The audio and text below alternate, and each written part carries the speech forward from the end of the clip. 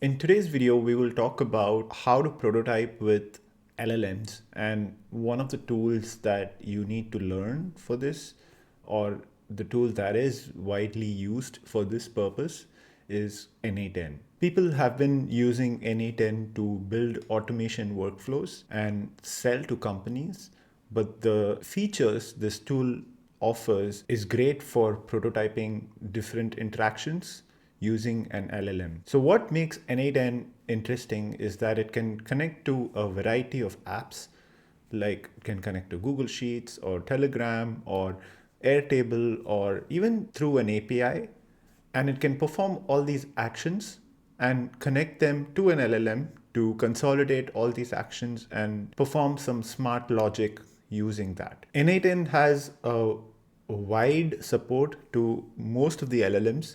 It even has connections to OpenAI, it has connections to Anthropic. You have all these like one-click connections, and you can use them to write simple prompts, provide an input, and use the output it generates to funnel into another part of the flow. So as you can see, you have this flow diagram. That's how the whole application looks like. So we're going to go a little detailed into this.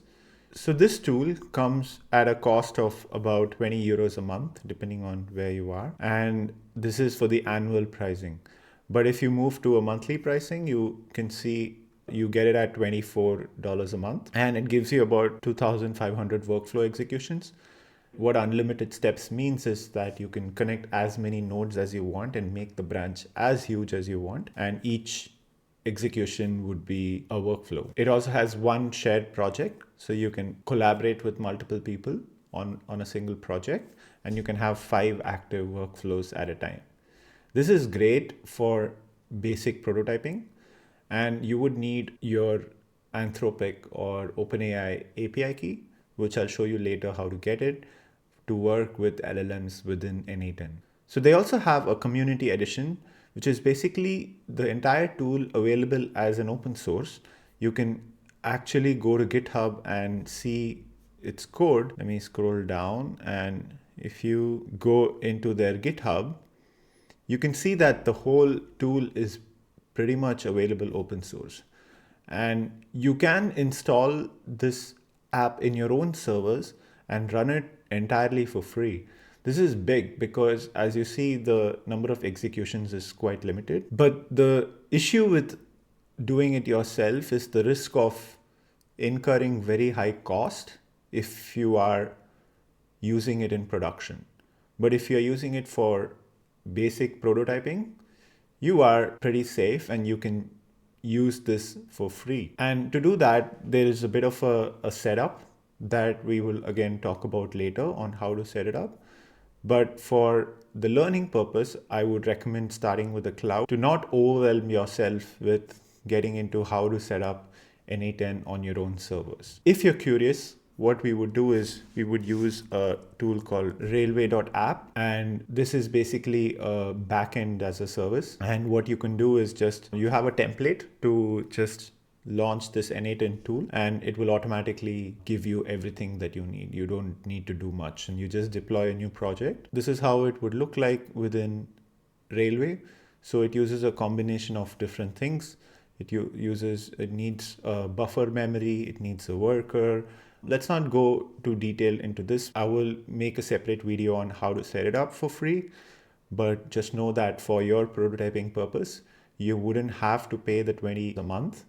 You could work for free, and only if you want to go launch this in production, then maybe either you go deeper into how to scale these applications or just rely on N8N to set things up for you. Okay, so the first thing you need to know while working with LLMs is these LLMs are a generative AI tool, which means based on a set of inputs, it gives you a certain output. When you are building a software with these LLMs, you want this output to be predictable, which means that each time different users may give different kinds of input, the output should have a very clear pattern, like a specific structure. And within that structure, you would generate text or media. Depending on what application you're building, the output could change.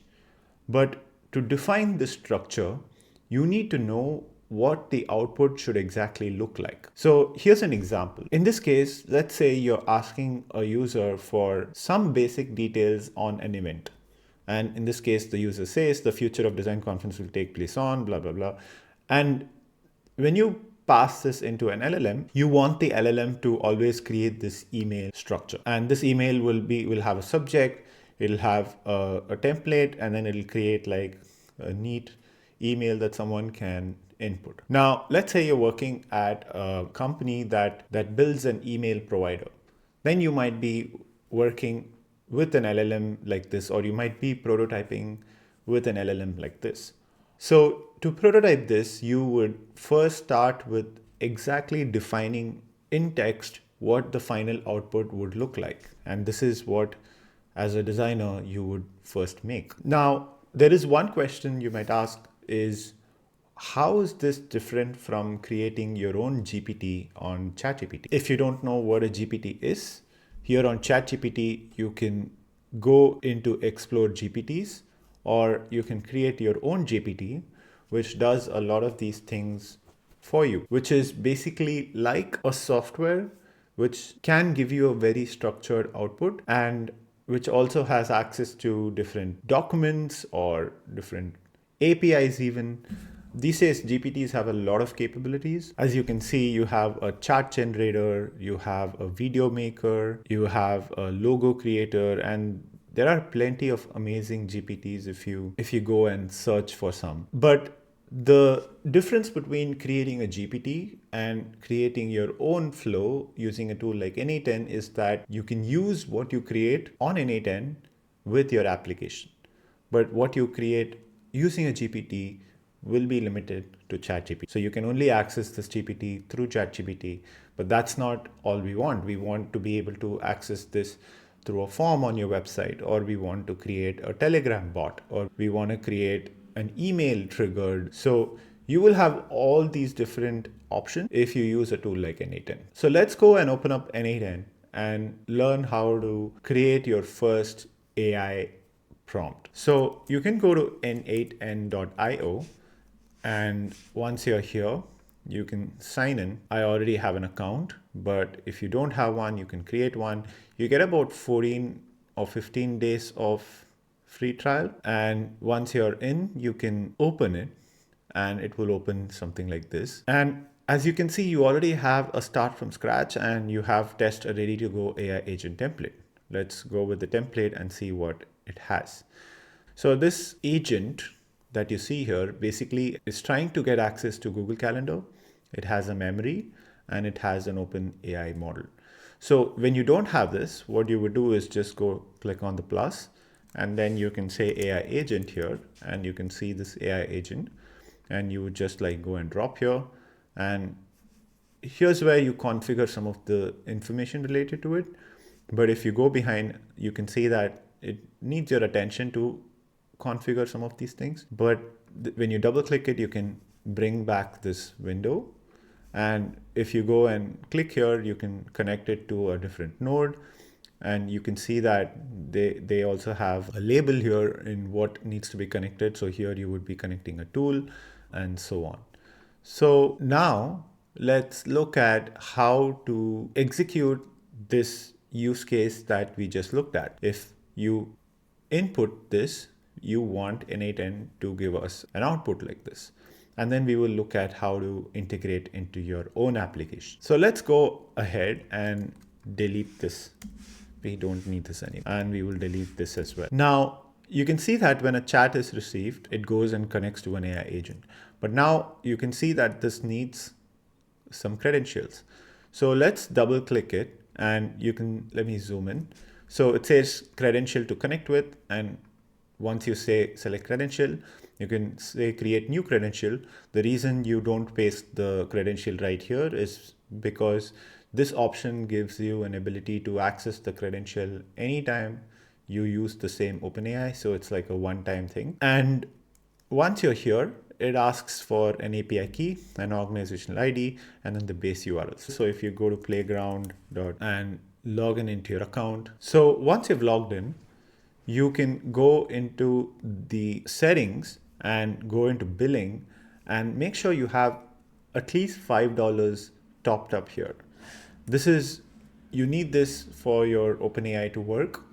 Each request will cost you, and the cost could be as little as $0.005 to even up to 50 cents, depending on which model you use, how big your input token is, and how big your output tokens are. For our use cases, it would hardly be anything. It would be maybe less than a cent. Just add about $5 here and don't enable auto recharge if you're worried your card might be charged again. And you can always monitor your usage and limits in your usage panel. Now, what you need is an API key. So you can go again into settings and go into API keys. And once you're here, you can create a new secret key and just say N8N Cloud and just select the project. I'm going to keep the same project portfolio analyzer, and then I'm going to create a secret key. So once you've created it, it gives you this key. Just copy this key, go back to N8N and paste this key over here. That's it. So save it and your credentials are saved successfully. And if you go back here, you can just select the OpenAI account, which is the credential that we just created. And for the model, now you can automatically see all the models from OpenAI are populated here. For most things, we don't need GPT-4 or 4.0 models. GPT-4.0 models are more advanced ones, and of course, GPT 3.5 is the older ones. For very simple tasks, GPT 3.5 is more than sufficient. But if you want a little more reasoning for it to think, for it to create more intelligent responses, you might want to go start with GPT 4.0 mini or GPT 4.0 or some of the higher models, which is O1 mini. Well, as you see from here to here, the cost increases. So depending on your use case and depending on how happy you are with your output, you can decide which model you want to use. So now I'm going to select GPT 4.0 mini just to show you this demo. And here on settings, this is just for you to save some notes when your workflow gets bigger. As you can see now, there is no error here anymore. Now you have this Google Calendar, which is basically a tool connected to the agent to access the events on your Google Calendar. We're not going to need this for now. We will just send the message back to the chat. So what we're doing here is essentially when a chat message is received, we are sending it to the agent and the agent will send the responses back into chat. So let's open the AI agent once again. And you can see that here you have different types of agent. So tools agent is basically an agent that automatically goes and uses a tool. A tool could be a Google Calendar or your Google Drive or one of these apps. You have a bunch of tools that is available right within here. So you can just connect one of them. So if you click here, you can see all these different tools that you can connect. You have Slack, Supabase, Telegram. So it can access these tools automatically if you select tools agent, and depending on what your prompt says, it will go access what's inside this tool, which is pretty cool. And the source for the prompt is, of course, the connected chat trigger node. You can also just say conversational agent, which is basically just, it describes the system prompt and passes JSON responses for tool calls, but more flexible but less reliable than the tools agent. This is for simpler interactions. So this is more similar to what you have in ChatGPT. This is meant for more automation purposes. And there are a few more, which is OpenAI functions agents, plan and execute agent, React agent, and SQL agent. This will get a bit too advanced, but for most of our purposes, we are just going to use the tools agent. Now, there is an option to require specific output format.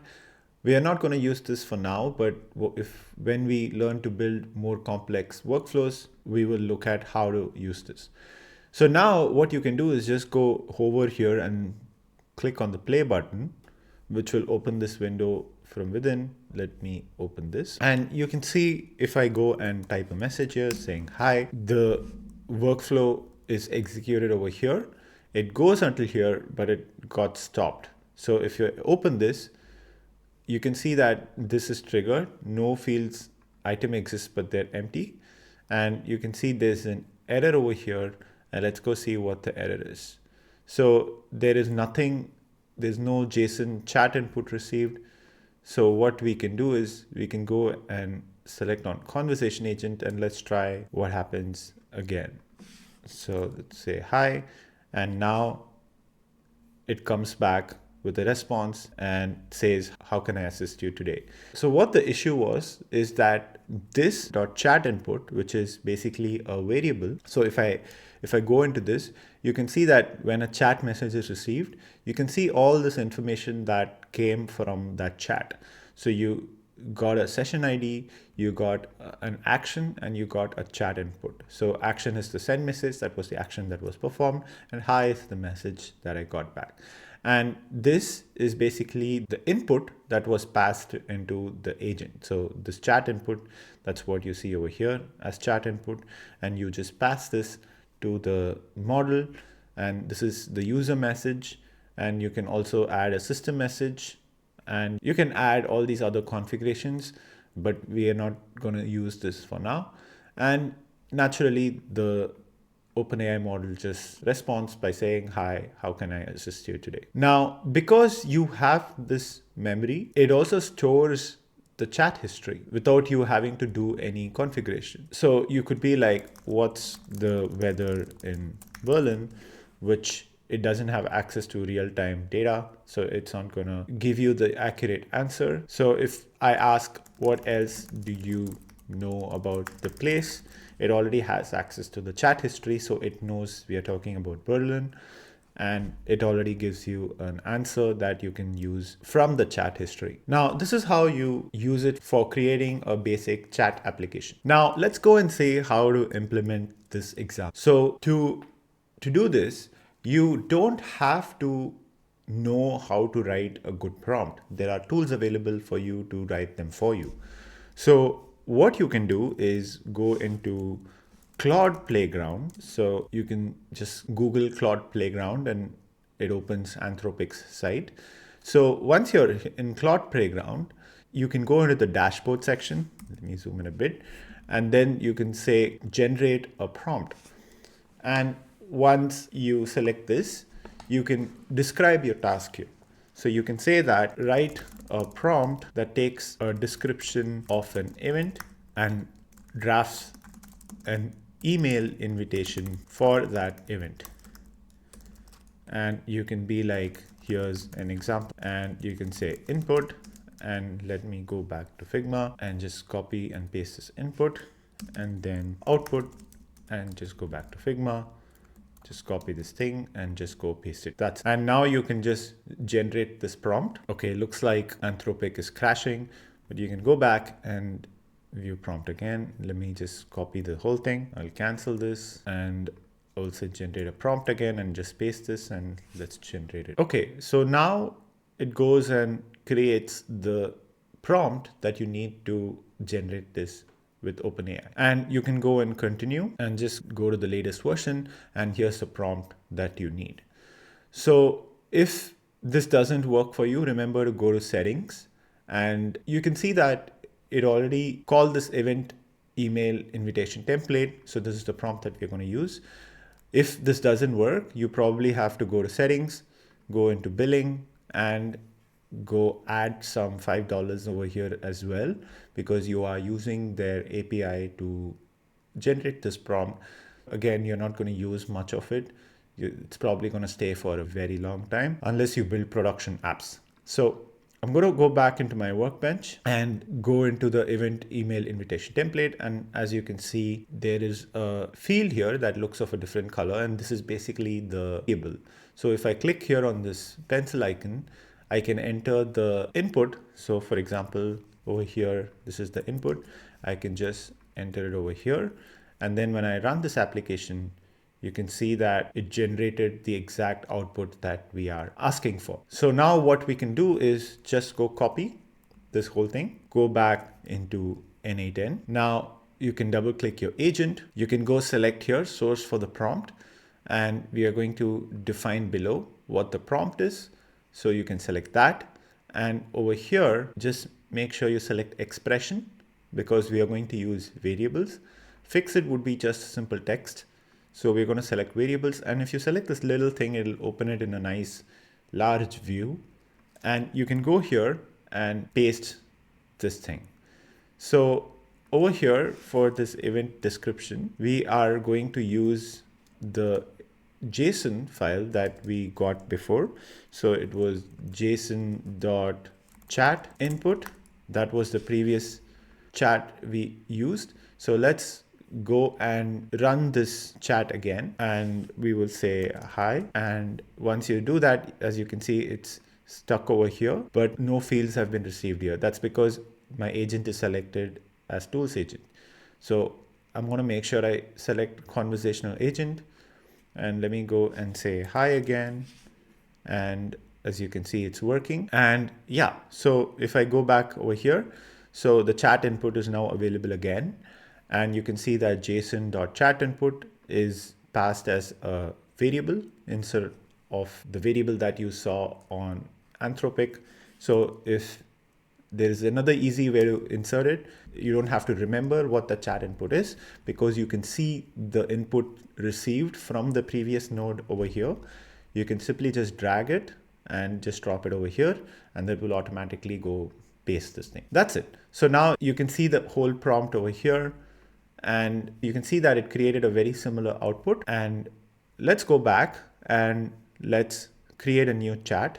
So it's okay, we can reset this, and let's go copy the text over here and provide it as an input here and hit on send, and it will go do the action, and then it will go give us back the output. So it'll say join us for the Future of Design conference, the recipient's name, and so on. So this is how you can build your basic LLM prototype using a tool like N8. And this is the first step of building an LLM. In the later videos, we are going to learn how to build much more complex workflows with it. Later, I will show you how I built this portfolio case study agent step by step on what each step is and how it goes and executes that step, and what prompt I use to do that, and how I connect it to different services like Firecrawl or SiteShot to take screenshots, and how finally I can go and